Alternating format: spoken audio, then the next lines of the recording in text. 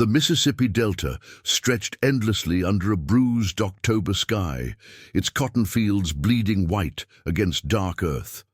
Magnolia Hall rose from this landscape like a monument to something already dying, its white columns stained yellow with age and humidity. The magnolia trees that gave the plantation its name had begun to rot from within, their blossoms falling brown and twisted before they could bloom.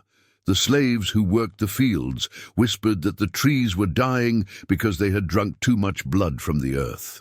But the white folks of Natchez said it was just the blight, nothing more than bad soil and worse weather.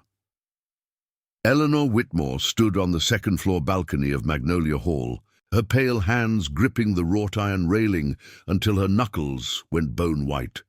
At 23, she was considered past her prime for marriage in Mississippi society, a fact her father, Colonel James Whitmore, reminded her of with increasing bitterness.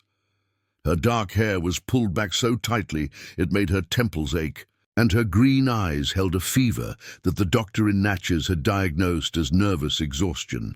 But Eleanor knew the truth was far worse than exhaustion.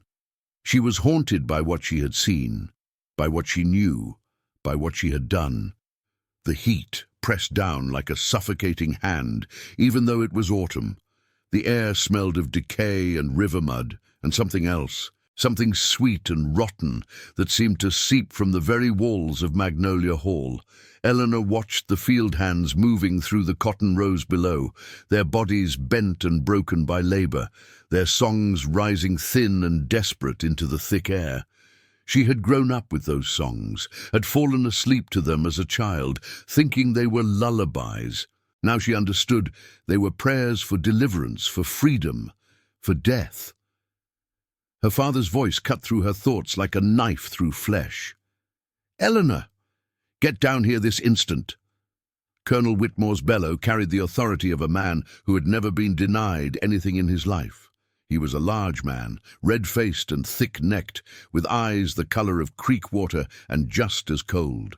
He had made his fortune in cotton and slaves, and he intended to keep it, no matter what the abolitionists in the North said, no matter what his daughter's conscience whispered in the dark.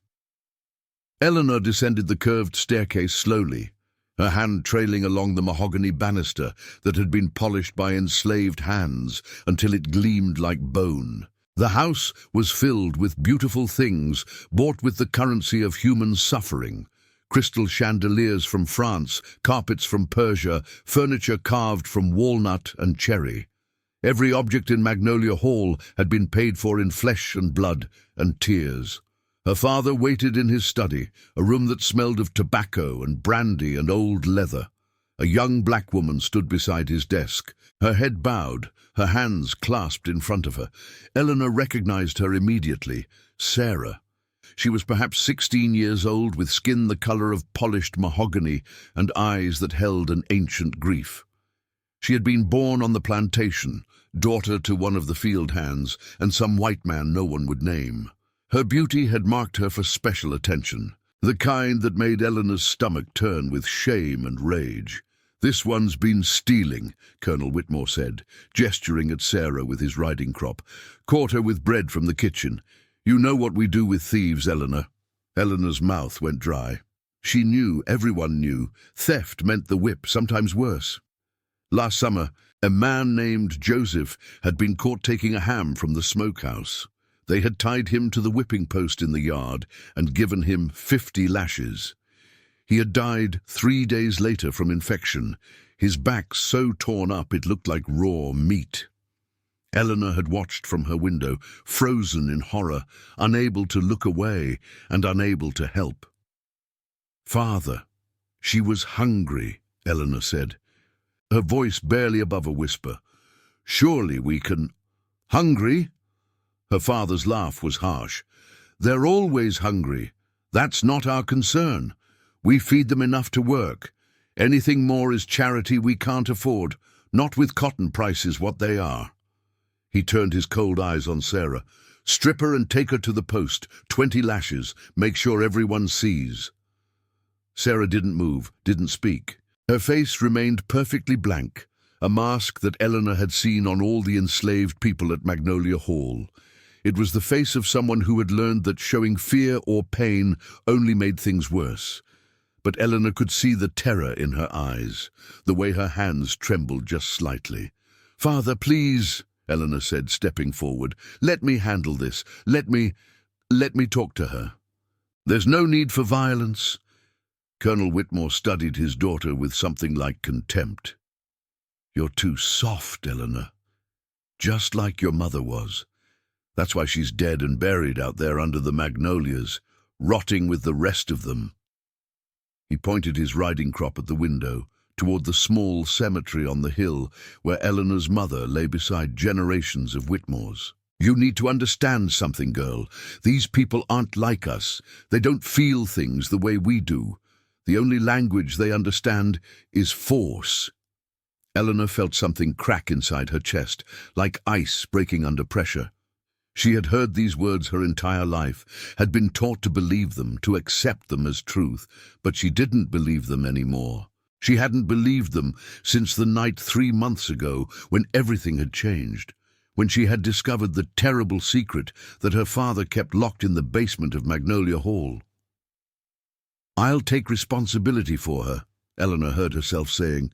"Make her my personal maid. She can work in the house. You won't lose any labor, and there won't be a scene in front of the other slaves." Her father considered this, his jaw working like he was chewing tobacco. Finally, he nodded. "Fine, but if she steps out of line again, it's 50 lashes, and I'll sell her downriver to the sugar plantations in Louisiana. You understand? Those places kill slaves in 3 years. It's a death sentence." Eleanor nodded, not trusting herself to speak. She took Sarah by the arm, gently, and led her from the study. As they climbed the stairs to Eleanor's room, Sarah finally spoke, her voice so low Eleanor almost didn't hear it. "Why'd you do that, Miss Eleanor? You know your daddy's going to be angry with you." Eleanor looked at the young woman beside her, at the scars that crisscrossed her bare arms, at the exhaustion that made her look decades older than her 16 years. "Because it's wrong," Eleanor said simply. "All of it, everything we do here, it's wrong." Sarah's eyes widened with something that might have been hope or might have been terror. In 1835 Mississippi, those two emotions often looked the same. "You talk like that, Miss Eleanor, and folks gonna think you've gone crazy. They lock up white ladies who talk about slaves being people." Eleanor smiled, but there was no humor in it. "Maybe I am crazy, Sarah. Maybe this whole place is driving me mad. But I know what I saw in that basement, and I know what my father's been doing, and I can't just pretend anymore." They reached Eleanor's room, a spacious chamber with windows overlooking the cotton fields. Eleanor closed the door and locked it, then turned to face Sarah. The young woman was watching her with a mixture of confusion and fear, like she was waiting for the trap to spring, for the cruelty to reveal itself. "I need to tell you something," Eleanor said, sitting on the edge of her bed. "Something terrible. And then I need your help." Sarah remained standing, her posture rigid. "Miss Eleanor, I don't want to know nothing that's going to get me killed. I've seen what happens to slaves who know too much." Eleanor understood. Knowledge was dangerous for the enslaved. It could get you sold, beaten, or murdered. But some knowledge was too important to keep silent. 3 months ago, Eleanor began, her voice shaking, "I went down to the basement. I was looking for some old books that my mother had stored down there before she died. And I found a room, a locked room that I'd never noticed before. And inside—" She had to stop, her throat closing up with a memory. Sarah waited, her expression unreadable. "Inside were 3 people," Eleanor continued, "slaves from the plantation. But they weren't workers. They were prisoners. My father had them chained to the wall, and he was conducting experiments on them. Medical experiments, cutting them open while they were still alive, testing how much pain a human body could endure, timing how long it took them to die from various injuries." The words hung in the air between them like poison. Sarah's face had gone grey, but she didn't look surprised. "We all knew there was something wrong going on," she said quietly. "People disappear sometimes. Field hands who get sick or injured. We figured your daddy was selling them cheap to the chain gangs, or maybe just killing them to save the cost of feeding them. But experiments." She shuddered. Eleanor felt tears burning in her eyes, but she refused to cry. She didn't deserve the relief of tears. "He said he was doing it for science, for medical knowledge. He said that since they were going to die anyway from overwork or disease, he might as well learn something from their deaths. He said doctors in Europe have been doing this kind of research for years." "And you believed him?" Sarah's voice was sharp with something that might have been anger or might have been despair. "No," Eleanor said. "I ran. I vomited in the yard behind the kitchen house. I didn't sleep for 3 days, and then I went back. I had to see if it was real, if I had really seen what I thought I'd seen. And it was worse the second time. There were more people, and my father was there, and he saw me. He explained everything so calmly, like he was telling me about crop rotation or market prices. He said this was the natural order of things, that some people were meant to rule and others were meant to serve and suffer. He said I needed to grow up and accept reality." Sarah was quiet for a long moment. When she spoke, her voice was careful, measured. "What do you want from me, Miss Eleanor? You want me to say it's okay that you know. You want me to forgive you for not stopping it." Eleanor looked at her hands, at the pale skin that had never known a day of hard labor, at the fine silk of her dress that had been sewn by enslaved seamstresses. "I want your help stopping him. I want to destroy Magnolia Hall and everything it represents. I want to burn this whole system to the ground." Sarah laughed, a bitter sound that held no joy. "You want to start a slave rebellion, Miss Eleanor? You really have gone crazy. They'll hang every black person on this plantation if we try something like that. They'll make examples of us that'll terrify slaves from here to Virginia." "Not a rebellion," Eleanor said. "Something else. Something that will expose what's happening here. Something that will make the people of Natchez see the truth about slavery, about what it does to everyone it touches, white and black alike." Sarah crossed her arms, studying Eleanor with those old eyes. "And why should I trust you? You're the master's daughter. This could all be a trick to see who on the plantation is planning trouble." Eleanor stood and walked to her dresser. From the bottom drawer, hidden beneath layers of petticoats, she pulled out a stack of papers covered in her neat handwriting. "I've been documenting everything. Every person my father has taken to that room, every experiment, every death, names, dates, descriptions of what was done to them. I've been sneaking down there at night when he's asleep, writing down everything I see." She handed the papers to Sarah, who looked at them with wide eyes. Most enslaved people couldn't read, literacy being illegal for them in Mississippi, but Sarah had been taught by Eleanor's mother years ago, back before the colonel had forbidden it. Sarah read in silence, her face growing more and more horrified with each page.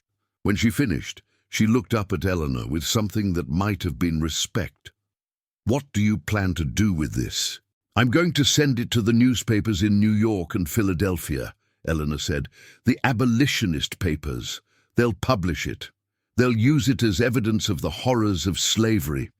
And I'm going to testify if I have to. I'll stand up in court and tell everyone what my father has done." Sarah shook her head slowly. "They'll never believe you. A white woman accusing her own father. They'll say you're hysterical, that you're suffering from female madness. They'll lock you up in an asylum and throw away the key. I've seen it happen to white women who cause trouble." Eleanor knew Sarah was right. In 1835, a woman's testimony, especially against a wealthy and powerful man like her father, was worthless. Women were considered too emotional, too irrational to be reliable witnesses, and a daughter accusing her father of atrocities would be seen as the ultimate betrayal. evidence of mental illness rather than moral courage. "Then we need proof," Eleanor said, "irrefutable proof. We need to get people into that basement, make them see with their own eyes what's happening. Important people, judges, doctors, ministers, people they can't ignore or dismiss." Sarah was quiet, thinking. Finally, she said, "There's a group, secret, slaves and some free black folks from Natchez. They help people escape north on what they call the Underground Railroad. They've got connections, ways to get messages to abolitionists up north. Maybe they could help." Eleanor's heart began to race. "Can you get in touch with them? Can you arrange a meeting?" Sarah looked frightened, but she nodded. "It's dangerous, for all of us. You understand that? If your father finds out, he'll kill us all. Not quickly, neither. He'll make it slow and public, to teach everyone a lesson about what happens when slaves and white folks work together against the natural order." Eleanor understood. She had seen her father's cruelty, had witnessed what he was capable of, but she also knew that she couldn't live with herself if she did nothing. Some things were worth dying for.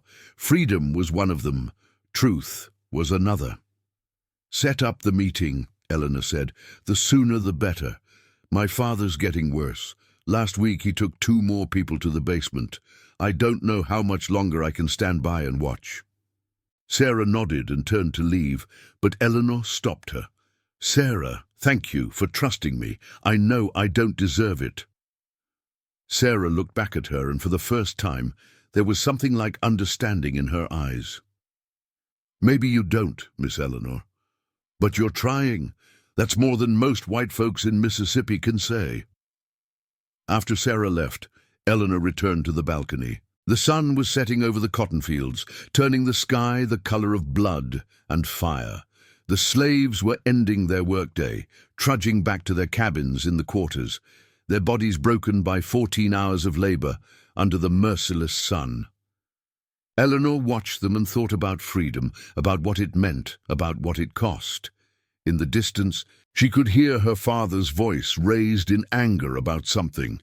It was a sound she had heard her entire life, the sound of power unchecked and cruelty normalized. She wondered what kind of country this was, this America, where some people could own others, where human beings could be bought and sold, like livestock, where torture could be justified in the name of science or property rights or God's will. The magnolia trees rustled in the evening breeze, their dying leaves falling like tears. Eleanor thought about the curse that the slaves spoke of, about how the trees were dying because they had drunk too much blood. Maybe they were right. Maybe the whole South was cursed, poisoned by the evil of slavery, rotting from within like those beautiful white blossoms that never got to bloom. That night, Eleanor lay in bed unable to sleep. Every sound made her jump. The creaking of the old house settling, the cry of an owl in the magnolias, the distant wail of a child in the quarters. She thought about the people in the basement, wondered if her father was down there now, conducting his experiments, playing God with human lives. Around midnight, she heard footsteps in the hallway outside her room. They paused at her door, and she held her breath, certain it was her father come to confront her, somehow having learned of her plans. But the footsteps moved on, descending the stairs, heading toward the basement entrance at the back of the house. Eleanor got up and crept to her door, opening it just a crack. In the dim light of the oil lamps that burned all night in the hallway, she saw her father's broad back disappearing down the stairs. He was carrying something, a large sack that writhed and made muffled sounds. Another victim.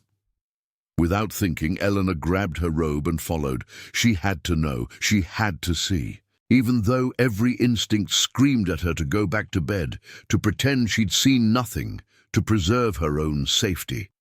The basement was accessed through a heavy wooden door in the back hallway, near the servants' quarters.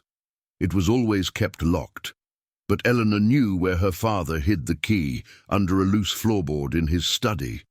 She retrieved it quickly, her hands shaking so badly she almost dropped it. The stairs down to the basement were narrow and steep, lit by a single candle her father must have carried with him. Eleanor descended slowly, trying to make no sound. At the bottom was another door, this one ajar. Through the gap she could see flickering light and hear her father's voice speaking in the calm, measured tone of a lecturer. "The human capacity for pain is quite remarkable," he was saying. "Previous subjects have survived blood loss of approximately 20% of body volume before losing consciousness. We'll see if similar results hold with a younger specimen." Eleanor peered through the crack in the door and immediately wished she hadn't. The room was lit by dozens of candles, their light revealing a scene from a nightmare. The walls were stone, stained with dark patches that Eleanor knew were old blood. Chains hung from iron rings driven into the walls, and in the center of the room was a crude operating table on which lay a young man. He couldn't have been more than 20, stripped naked and strapped down with leather restraints. The sack Eleanor had seen her father carrying lay empty on the floor. The young man's eyes were wild with terror, but he couldn't scream. A gag had been forced into his mouth. Eleanor recognized him. Samuel, a field hand who had arrived at Magnolia Hall just 2 months ago, purchased from a plantation in Alabama.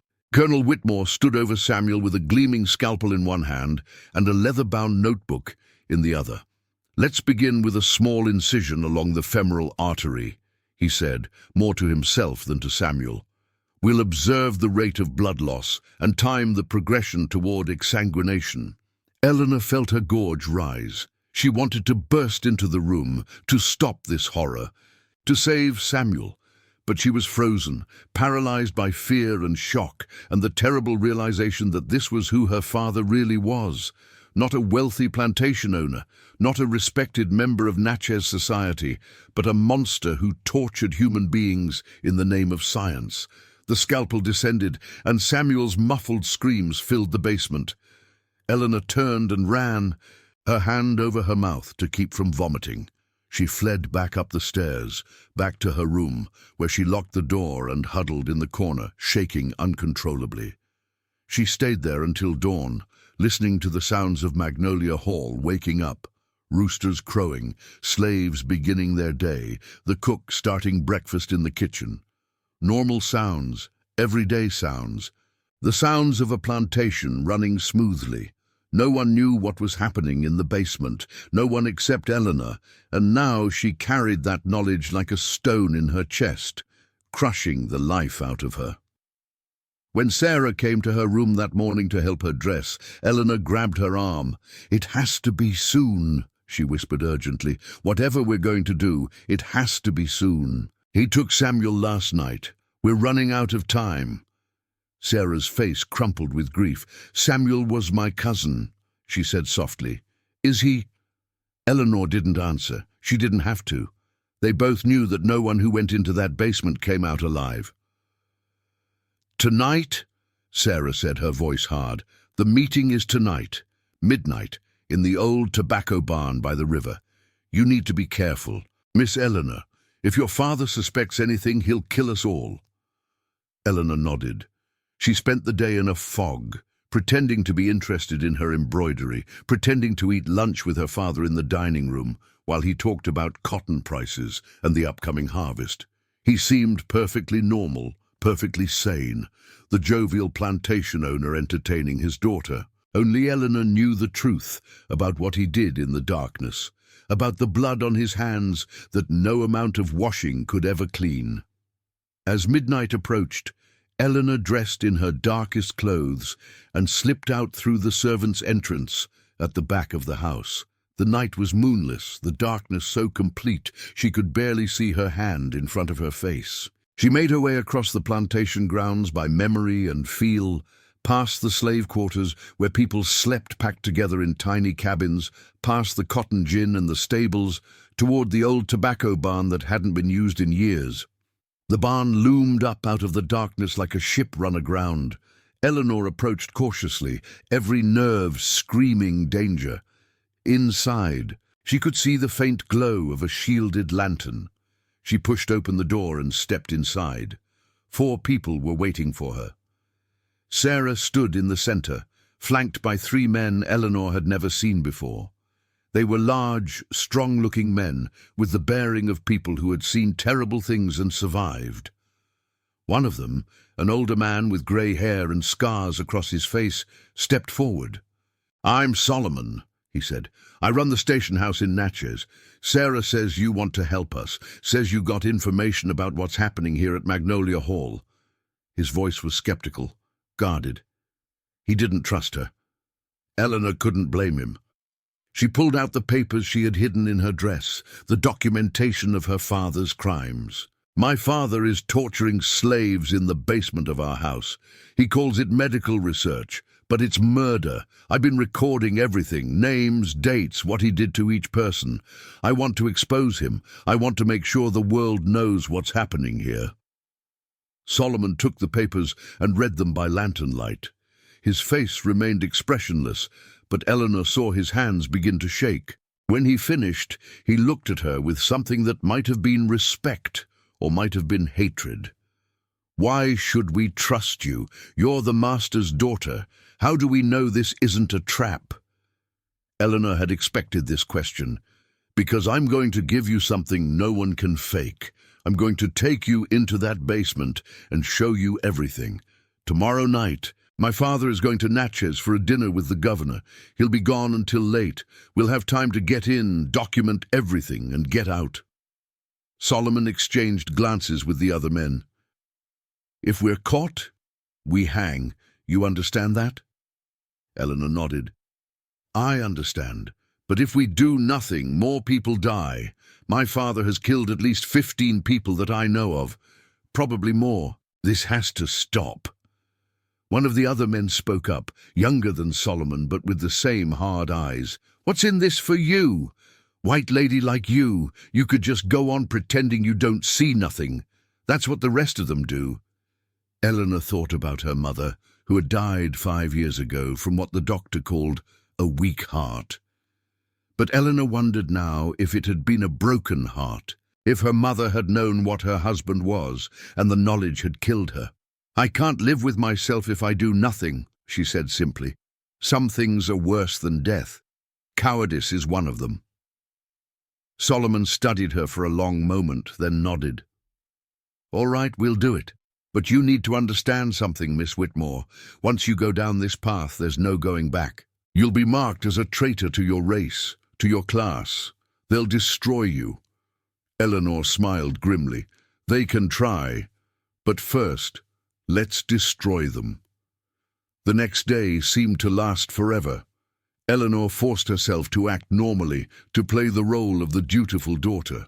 She helped her father prepare for his trip to Natchez, ironing his good shirt, polishing his boots. She waved goodbye as his carriage pulled away in the late afternoon, headed for the governor's mansion and an evening of political discussion and fine brandy. As soon as he was out of sight, Eleanor went to Sarah's cabin in the quarters. The other slaves watched her warily. It was unusual for a white woman to venture into the quarters without an overseer present, but no one stopped her. Sarah was ready, along with Solomon and the other 3 men from the meeting. They had brought materials, a camera, an expensive and rare device that Solomon said they'd borrowed from an abolitionist photographer in New Orleans. They also brought notebooks, measuring tools, and most importantly, a minister, a free black preacher named Reverend Washington, who could provide testimony that would carry weight in the North. "We have to move fast," Solomon said. "Your father could return any time if the dinner ends early." Eleanor led them to the main house through the servants' entrance. The other house slaves watched with wide eyes but said nothing. They understood that something important was happening, something that could change everything or get them all killed. The basement door seemed to throb with malevolence as Eleanor unlocked it. She lit a lantern and led the group down the narrow stairs. At the bottom, she unlocked the second door, the one that led to her father's chamber of horrors. The smell hit them first, blood and excrement and fear, thick enough to choke on. Reverend Washington made a sound of distress. Solomon's face remained grim but determined. They entered the room. By lantern light, the full horror of what Colonel Whitmore had created was revealed. The walls were covered with anatomical drawings and notes, meticulous records of suffering, glass jars lined shelves, containing organs floating in preservative fluid, hearts and kidneys and pieces of liver, each labeled with a name and date. The operating table in the center of the room was stained dark with old blood, and in the chains along the wall were two people, still alive but barely. Eleanor recognized them both. Mary, an older woman who had been the cook's assistant until she disappeared 2 weeks ago, and Jacob, a young man who had injured his leg in the fields and been declared useless for labor. They were skeletal, their eyes hollow, their bodies covered in partially healed incisions. When they saw Eleanor and the others, they cringed back in terror, expecting more torture. "Sweet Jesus," Reverend Washington whispered, "this is hell on earth." Solomon immediately began taking notes, documenting everything with meticulous care. The photographer set up his camera, a complicated process that took several minutes, and began taking photographs. The flash powder illuminated the horror in stark detail, freezing it forever on glass plates that could be shown as evidence. Sarah went to Mary and Jacob, speaking to them softly, trying to comfort them. "We're going to get you out of here," she promised. "You're safe now." But Jacob just shook his head. "Nowhere's safe," he said, his voice a ruined whisper. "Master said he's going to keep doing this until he understands how death works. He said black folks die different than white folks, so he's got to study us separate." Eleanor felt tears burning down her face. "I'm so sorry," she said. "I should have stopped this sooner. I should have done something." Mary looked at her with eyes that held no forgiveness. "You white folks always sorry. Sorry don't bring back the dead. Sorry don't undo what's been done." She was right, of course. Sorry was meaningless. Only action mattered now. They worked quickly, photographing everything, documenting every detail. Reverend Washington offered prayers over the jars of preserved organs, saying the names of the dead, giving them the dignity that had been stripped from them in life. Solomon found Colonel Whitmore's journals, thick leather-bound books filled with detailed descriptions of his experiments, complete with diagrams and measurements. "This is enough," Solomon said finally. "This will convince even the most hardened slavery defender that something is wrong here. No one can justify this. No one can explain this away." They were preparing to leave when Eleanor heard a sound that froze her blood. Footsteps on the floor above. Heavy footsteps, her father's footsteps. "He's back early," Eleanor whispered, panic rising in her throat. "We're trapped." Solomon looked around quickly, assessing the situation. "Is there another way out?" Eleanor shook her head. The basement had only one entrance. They were caught. The footsteps moved through the house above, searching. Eleanor could hear her father calling her name, his voice growing angry when she didn't answer.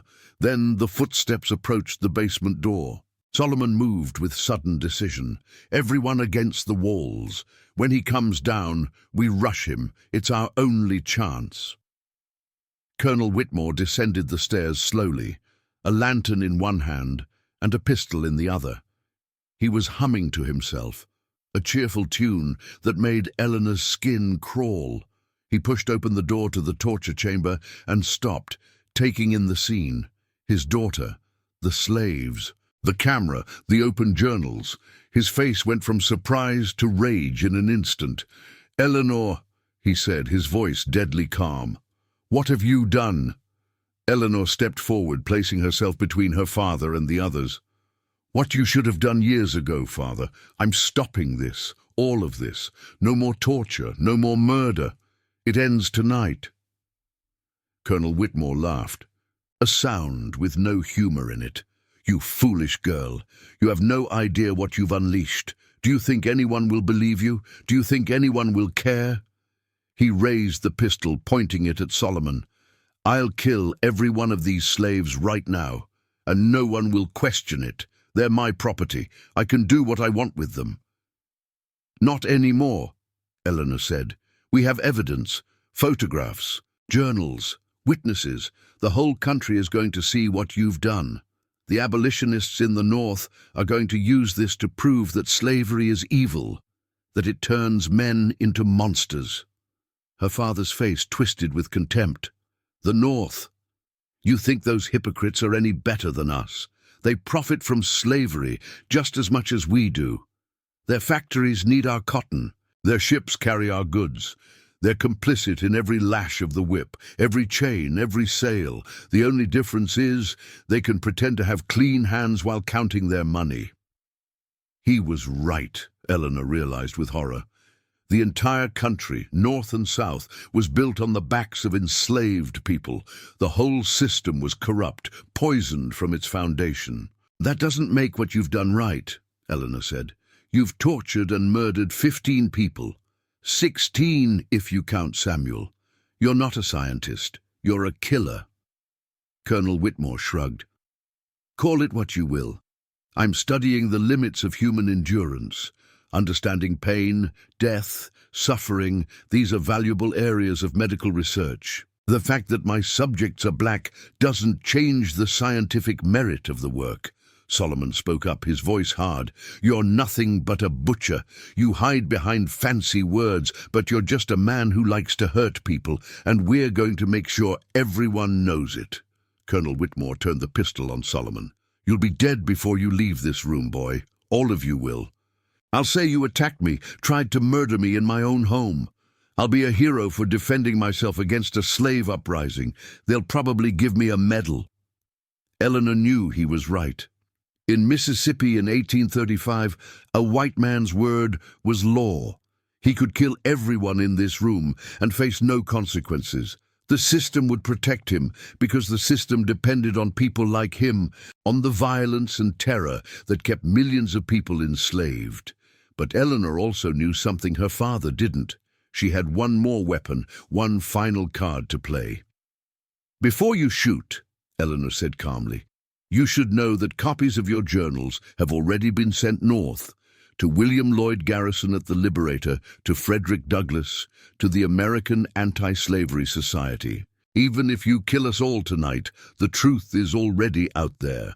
By next week, every abolitionist newspaper in the country will be printing the details of what you've done here." It was a lie, but Eleanor sold it with every ounce of conviction she possessed. She saw her father's certainty waver, saw doubt flicker in his cold eyes. "You're bluffing," he said, but his voice was less sure. "Am I?" Eleanor smiled grimly. "You taught me to be thorough, Father. Did you really think I'd come down here tonight without insurance? I've been planning this for months. The letters went out last week. There's no stopping it now. You're going to be famous, Father, just not the way you wanted." Colonel Whitmore's face went grey. He lowered the pistol slightly, thinking, calculating. In that moment of hesitation, Solomon lunged. The 2 other men rushed forward as well, tackling Colonel Whitmore before he could react. The pistol went off, the shot deafening in the enclosed space, but the bullet went wild, embedding itself in the stone wall. They wrestled the gun away from him and forced him to his knees. Colonel Whitmore struggled, cursing, threatening. But 3 strong men were more than a match for him, even with his rage and desperation. "Chain him," Solomon said, breathing hard. "Use his own restraints. Let him see how it feels." They dragged Colonel Whitmore to the wall and locked him in the same chains that had held Mary and Jacob. He strained against them, screaming obscenities, promising terrible vengeance. But the chains held. Eleanor approached her father slowly. He glared at her with pure hatred. "You've destroyed everything," he hissed. "Your mother would be ashamed of you." Eleanor thought about her mother, about the gentle woman who had tried to teach the slave children to read, who had been broken by the cruelty she saw every day and could not stop. "Mother would be proud of me," Eleanor said quietly. "She saw what you were. That's what killed her. Not a weak heart, but a broken one." She turned away from her father and helped Sarah free Mary and Jacob from their chains. They could barely walk, but with support, they managed to climb the stairs. The whole group emerged from the basement into the cool night air, gulping it down like they were surfacing from deep water. "What do we do with him?" one of the men asked, jerking his head toward the basement where Colonel Whitmore's screams still echoed. Solomon looked at Eleanor. It was her decision to make. She thought about justice, about revenge, about freedom. She thought about all the people her father had killed, all the lives he had destroyed. She thought about the system that had created him and protected him and encouraged him. "Leave him," Eleanor said finally. "Leave him chained in his own torture chamber. Let him experience what he inflicted on others. Tomorrow we'll send for the sheriff. We'll show him everything. We'll force him to see. If he tries to cover it up, we'll go to the newspapers, to the governor, to anyone who will listen. We'll make so much noise they can't ignore us." Reverend Washington looked troubled. "Miss Eleanor, you understand that even with all this evidence, your father might not face justice. The law protects men like him. The whole system is designed to protect men like him." Eleanor nodded. She understood, but she also understood something else. Whether he hangs or not, we've exposed the truth. We've documented the horror. We've shown what slavery does to people, both the enslaved and the enslavers. That truth will spread. It will plant seeds of doubt, of resistance, of rage. Change doesn't happen all at once. It starts with one person refusing to look away, refusing to stay silent. They helped Mary and Jacob to the Underground Railroad station house in Natchez, where they could receive medical care and eventually be smuggled north to freedom. The photographs and journals were packed carefully and sent to abolitionists in the North. Reverend Washington prepared his testimony, writing down everything he had witnessed with meticulous detail. As dawn broke over Magnolia Hall, Eleanor stood once more on her balcony, watching the sun rise over the cotton fields. The slaves were waking up, beginning another day of forced labor. But something had changed. Word of what had happened had spread through the quarters during the night. People knew that one white woman had chosen conscience over comfort, justice over family loyalty. It was a small thing, perhaps meaningless in the grand scheme of the plantation economy, but it was something. Solomon appeared beside her, his face grim. "The sheriff is here. He's down in the basement with your father. He brought the doctor too." Eleanor descended to face whatever came next. The sheriff, a portly man named Henderson, stood in the torture chamber looking sick. The doctor, young and idealistic from his training in Philadelphia, was examining the instruments and jars with horror. "Miss Whitmore," Sheriff Henderson said, his voice strained, I don't even know what this is. Your father is claiming you're hysterical, that you fabricated all of this to punish him for some imagined slight." Eleanor met his eyes steadily. "Sheriff Henderson, you can see the evidence for yourself, the bodies, the journals in my father's own handwriting, the instruments, the chains. Are you going to tell me I imagined all of this?" The doctor spoke up, his young face pale but determined. "Sheriff, I've seen enough. This is torture, murder. It doesn't matter what color the victims were. This is a crime against humanity. Colonel Whitmore must be arrested and tried."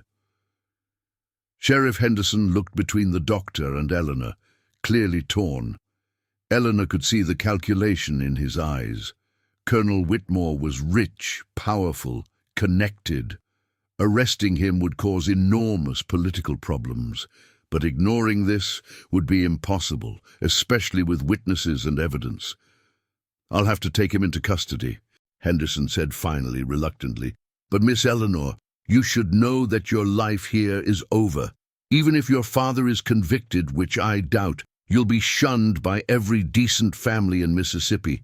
You've betrayed your class, your race, everything you were raised to be." Eleanor smiled. "Good. I never wanted to be what I was raised to be. I wanted to be something better, something human." Colonel Whitmore was arrested and charged with murder. The trial was a sensation, drawing crowds from across the state. The abolitionist newspapers in the North published the photographs and journal entries, causing outrage and disbelief.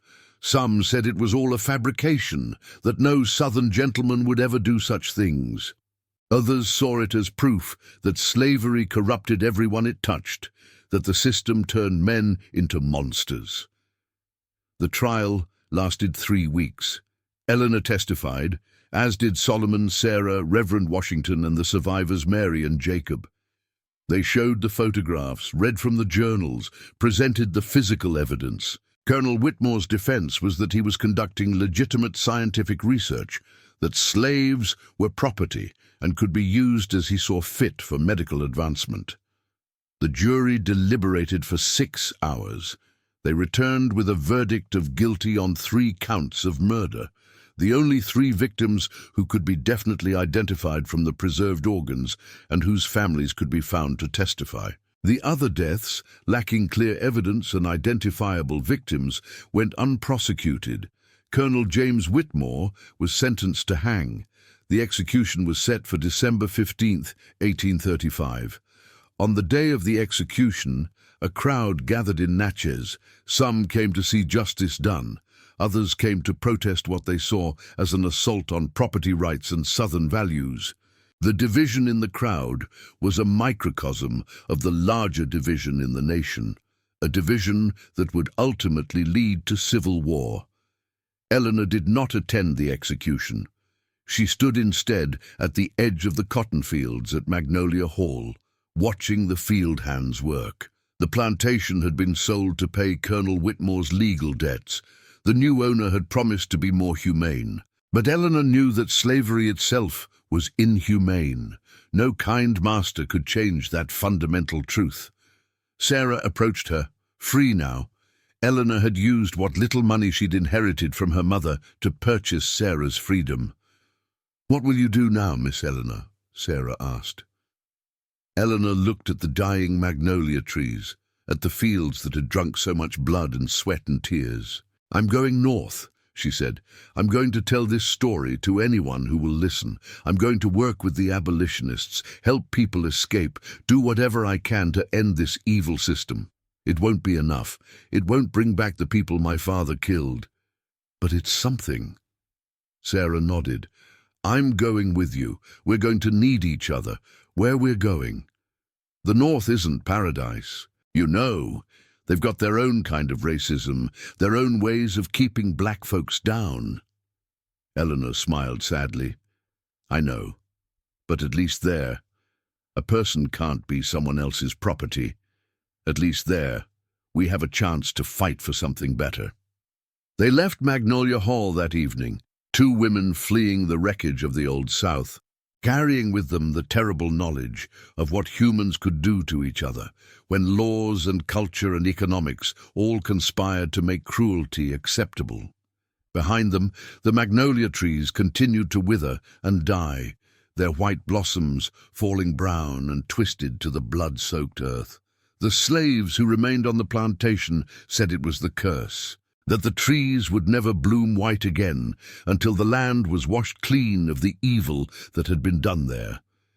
It would be another 30 years before slavery ended in America, 30 more years of suffering and resistance, and finally, war. 30 years in which hundreds of thousands would die to preserve or destroy the system that had created horrors like those in the basement of Magnolia Hall.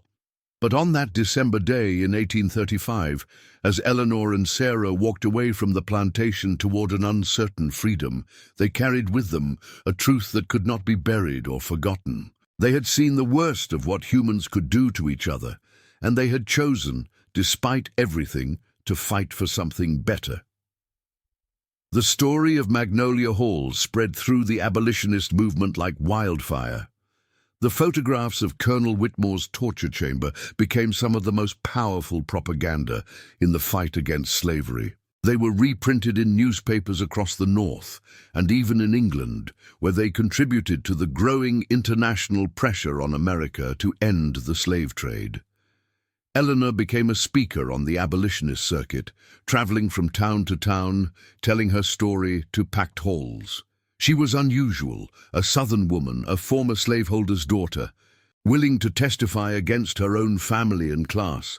Some people praised her courage, others called her a traitor and sent death threats. She received letters from other Southern women, secret letters, confessing their own knowledge of atrocities on their plantations, their own helplessness and complicity. Sarah worked with the Underground Railroad, using her knowledge of Southern plantations to help plan escapes. She became one of the most effective conductors on the railroad, personally helping more than 50 people reach freedom in Canada. Years later, when the Civil War finally came, Eleanor and Sarah both volunteered as nurses for the Union Army. They worked in field hospitals, tending to wounded soldiers, seeing once again the terrible cost of violence and hatred. But they also saw in those hospitals something else. Black and white soldiers, side by side, fighting for a vision of America where freedom was real, not just a word in a document. After the war, when slavery was finally abolished, Eleanor returned one last time to Magnolia Hall. The plantation had been burned during the fighting, its white columns blackened with smoke, its rooms open to the sky. The cotton fields had gone wild, reclaimed by weeds and brambles, and the magnolia trees, those dying trees that had witnessed so much suffering, were blooming again. Their blossoms were white and perfect, fragrant in the warm Mississippi air, as if the land itself had been redeemed by the bloodshed and sacrifice that had finally brought freedom. Eleanor walked through the ruins to the small cemetery on the hill where her mother was buried. She placed flowers on the grave and whispered, "We did it, Mother. We ended it, not just here, but everywhere. The curse is broken." As she walked away from Magnolia Hall for the last time, Eleanor thought about freedom, about what it really meant. It wasn't just the absence of chains, it was the presence of dignity, of choice, of the fundamental recognition that every human being possessed inherent worth that could not be bought or sold or traded. The cost of that freedom had been terrible, hundreds of thousands dead in the war, millions more scarred by trauma and loss. But the cost of slavery had been far greater. Millions of lives stolen, generations of families destroyed, a nation's soul corrupted by the lie that some people were less human than others. Eleanor lived to be 73 years old, dying in 1885 in a small house in Philadelphia, surrounded by friends and former slaves she had helped escape. Sarah was with her at the end, holding her hand, as Eleanor slipped away into whatever comes after this life. At Eleanor's funeral, Frederick Douglass himself spoke, praising her courage and her willingness to sacrifice everything for justice. "She was born into privilege and raised in evil," he said, "but she chose to be something different. She chose to see, and in seeing, she chose to act. That is all any of us can do, see the truth, no matter how terrible, and have the courage to act on what we see." The magnolia trees at Magnolia Hall continued to bloom for many years, their white blossoms a symbol of renewal and hope. Eventually, the plantation was torn down completely, and the land was divided among families of former slaves, a small act of reparation for centuries of stolen labor. But the story of what happened there in 1835 was never forgotten. It became a cautionary tale, a reminder of what happens when one group of people is given absolute power over another. It became a symbol of the courage required to stand against evil, even when that evil is protected by law and custom and the entire structure of society.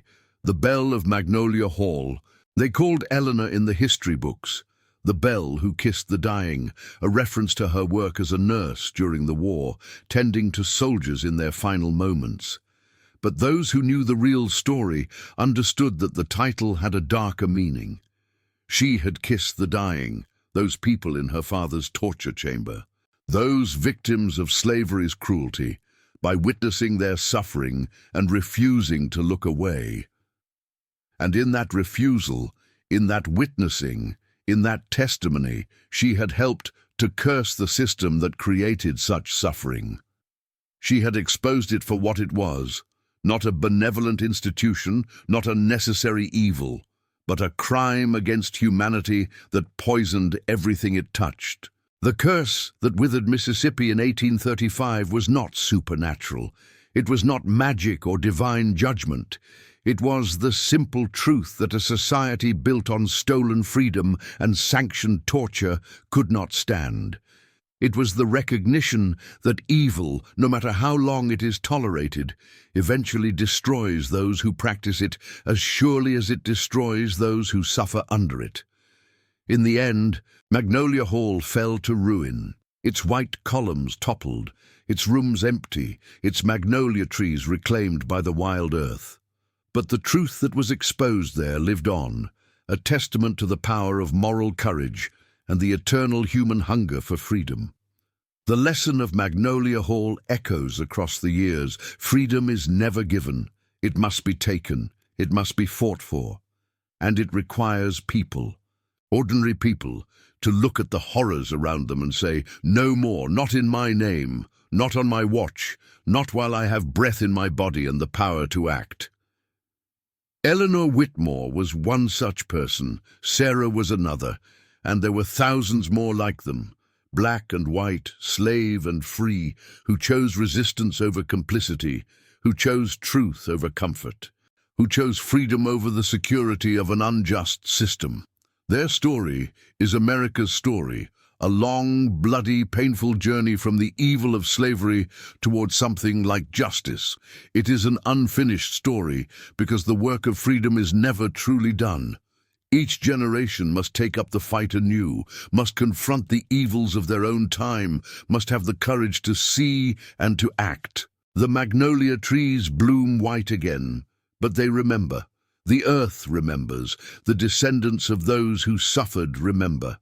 And we must remember too, because forgetting is the first step toward repetition, toward allowing history's horrors to return in new forms. The Belle of Magnolia Hall kissed the dying and cursed the system that killed them.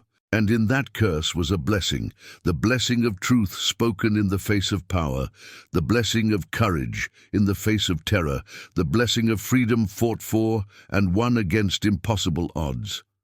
May we all have such courage when our time comes to stand against evil. May we all be willing to kiss the dying, to witness suffering, to tell the truth about what we see, to act according to our conscience even when the cost is everything we have. That is the lesson of Magnolia Hall.